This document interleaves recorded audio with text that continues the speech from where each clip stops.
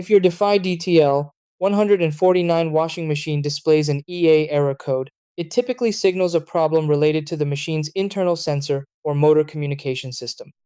This warning appears when the washer cannot properly detect drum movement or when the system senses an imbalance during operation. In many cases, the issue is triggered by overloaded laundry, uneven weight distribution, or a temporary electronic glitch.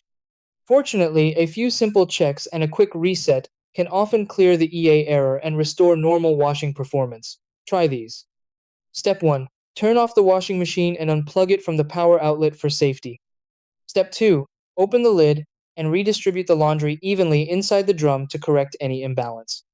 Step 3. Check that the washer is standing level on the floor and adjust the feet if necessary. Step 4. Plug the machine back in and turn the power on to reset the control system. Step 5. Start a short wash cycle and monitor the drum movement to confirm the EA error is cleared.